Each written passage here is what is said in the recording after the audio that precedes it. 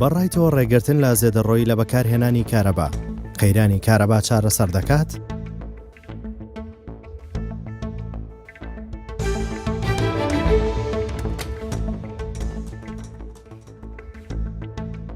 سڵاو، سەبارەت بە ڕەوشی کارەبا.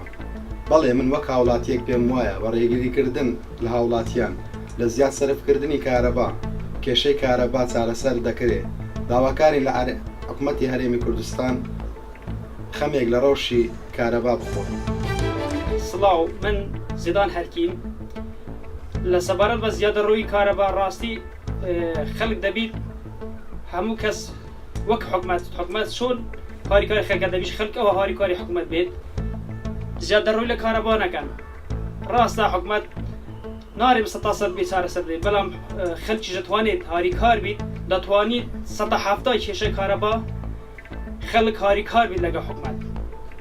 ماڵ هەیە ئێستا 100 گلۆبی بەستیە، دەتوانیت کەمکەتەوە 20 گلۆب 10 گلۆب ئەوها دەتوانی هاریکار بیت لەگەڵ حکومەت. سڵاو، من وڵاتیەکی شاری هەولێرم. بەڕای من کێشەی کارەبا تا ڕادەیەک دەتوانین چارەسەرکەین ئەگەر ڕێگری بکرێت لە زێدەڕۆیی بەکارهێنانی کارەبا. بۆ نمونە وەکو مۆبایل چۆن یەکەی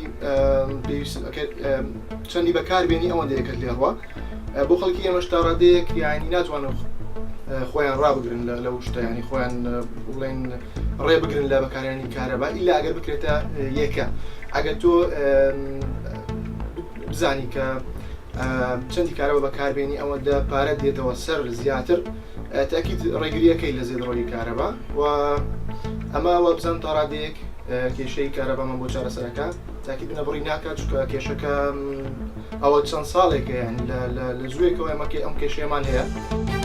سیستەمی کارەبا ڕێک بخرێ و ئەوەی کە چۆن نموزەجێکمان هەیە لە قەزای پێنجوێن پارێزگای سلێمانی، ئەوان وەکو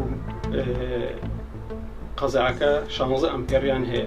پێم باشە سەرجەم کارەبای هەرێمی کوردستان بکرێتە 16 ئەمپێر، بەڵام 24 کاتژمێر هەبێت. لە هەمان کاتا دەبێت عەدالەتیش هەبێت، ئەوەی کە بەڕاستی وەکو دەبینین زۆرێکی بە تەجاوز کارەبای ڕاکێشا ئەو کاتە مۆنیتەرینێکی بەهێز هەبێت لەسەر هەموو لایەنەکان بەڕاستی کە کەس دەتوانێت تەجاوز کات. کەمکردنەوەی گڵۆپێک کارەبا ماڵێکی تر ئاوادانەکاتەوە. بۆیە پێمان باشە سیستەمی کەمکردنەوەی کارەبا کە 16 ئەمپێرە پێم وایە کارێکی باشە و لەجێی خۆیەتی.